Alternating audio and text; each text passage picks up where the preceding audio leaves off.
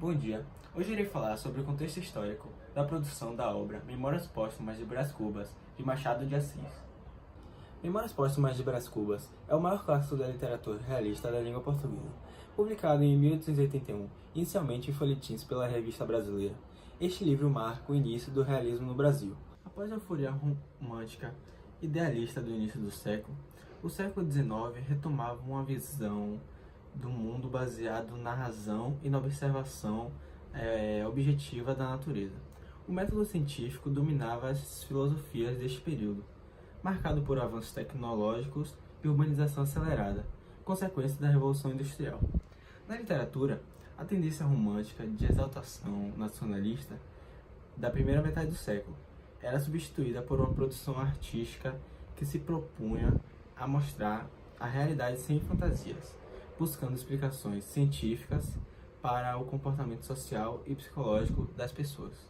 Falar sobre os personagens do livro Memórias Póstumas de Brás Cubas. A primeira personagem que eu vou falar é o próprio Brás Cubas. O Brás Cubas, ele era um filho abastado da família Cubas, sendo ele o próprio narrador do livro.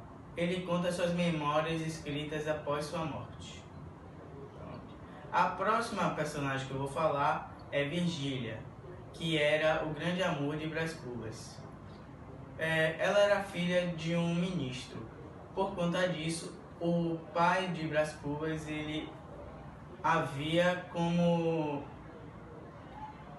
uma possibilidade de Brás Cubas entrar na política nacional. Marcela foi o amor da adolescência de Brás Cubas. Eugênia era mais conhecida por Brás Cubas como a Flor da Moita, pois quando ela era criança ela foi pega namorando atrás da moita.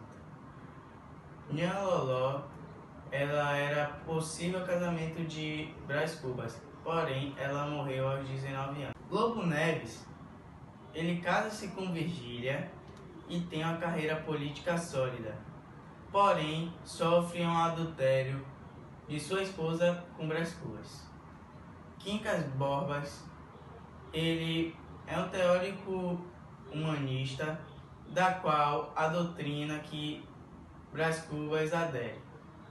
Dona Placida é a representante da classe média e tem uma vida de muito trabalho e sofrimento.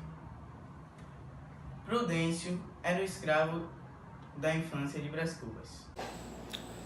Bom, eu vou falar um pouco sobre o que foi o emplasto, mais ou menos o que era a ideia dele. Para começar, o emplasto para Brás Cubas era como se fosse um remédio que ia curar a pneumonia. Só que assim, meio que deu errado, porque na hora que ele foi criar esse remédio, ele tinha a intenção também de ficar famoso por causa dele. Aí esse remédio ele teria o nome de Brás Cubas. No entanto, numa chuva que ele acabou fazendo uma pneumonia. Infelizmente veio a falecer antes do lançamento dessa sua invenção, que tinha uma ideia simples, que era ajudar quem precisava, acabando com a aflição da doença. O romance Memórias Póstumas de Brás Cubas foi o marco inicial do realismo brasileiro, escola literária que tinha como principal característica o racionalismo e o cientificismo em oposição total ao romantismo, em que os heróis eram idealizados e movidos por sentimentos extremados. Nesse contexto, houve duas vertentes do realismo: a psicologia, em que o foco da obra não eram as ações humanas em si, e sim o modo que os personagens viam e sentiam as circunstâncias de suas vidas, e tinha como principal expositor Machado de Assis, e o naturalismo, em que as ações humanas eram determinadas pelo tempo e pelo meio em que viviam, e em geral eram vitimizadas, e tinha como principal expositor Aloysio de Azevedo. Ambas vertentes do realismo têm como foco a crítica social, porém o realismo psicológico traz em suas obras a visão de mundo dos personagens, ou seja, A obra aborda profundamente a individualidade e o caráter de cada personagem. O livro Memórias Póstumas de Brás Cubas foi a obra que inaugurou o período realista na literatura brasileira. Esse modelo realista e naturalista ele foi descoberto na metade do século XIX, tá? E após sua euforia romântica, Brás Cubas retomava ele, dessa vez trazendo para o mundo uma visão mais racional e também uma nova visão para os objetos da natureza.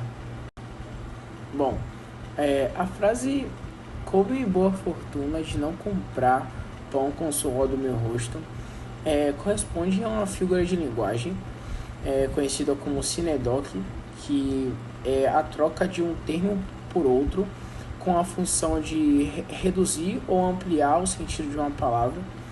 Ele é utilizado no momento que ele fala que simboliza o pão como fonte de alimento e o trabalho ou o suor como fonte de trabalho, e traz uma visão que ele não precisa fazer nenhuma das atividades rotineiras por conta da sua grande fortuna, né, que ele tinha. E no caso aí da frase, ele representa como não precisar nem sair para comprar alimento.